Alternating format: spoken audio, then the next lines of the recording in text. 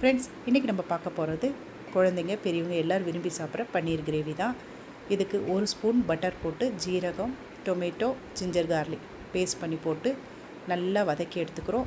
அந்த இது வதங்கி வந்ததுக்கப்புறம் 1 கப்பு தயிர், மிளகாய் பொடி, தனியா பொடி, மஞ்சள் பொடி, கரம் மசாலா பொடி, 2 பச்சை மிளகாய் எல்லாத்தையும் போட்டு நல்லா மிக்ஸ் பண்ணிவிட்டு இதுக்கு நான் ஒரு 1/4 டம்ளர் சுடு தண்ணி போட்டு குக் பண்ணி எடுக்க போகிறேன்.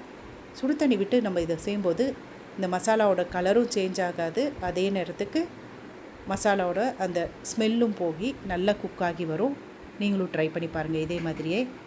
இதுக்கு நான் வெறும் பன்னீர் மட்டும் போடாமல் கொஞ்சம் வெஜிடபிள்ஸும் மிக்ஸ் பண்ணிக்கிறேன். கேரட், ஆனியன், கேப்சிகம் இதை ஃப்ரெஷ்ஷாக போட்டுக்கிறேன். ஸ்வீட் கார்னையும் பட்டாணியும் மட்டும் குக் பண்ணி போட்டுக்கிறேன். இந்த வெஜிடபிள்ஸ்லாம் கொஞ்சம் க்ரன்ச்சியாக வரும்.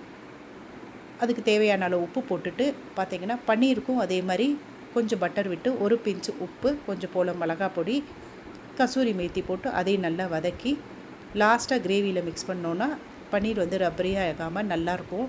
நீங்களும் ட்ரை பண்ணி பாருங்கள். இந்த வீக்கெண்டுக்கு லைக் பண்ணி கமெண்ட் பண்ணுங்கள்.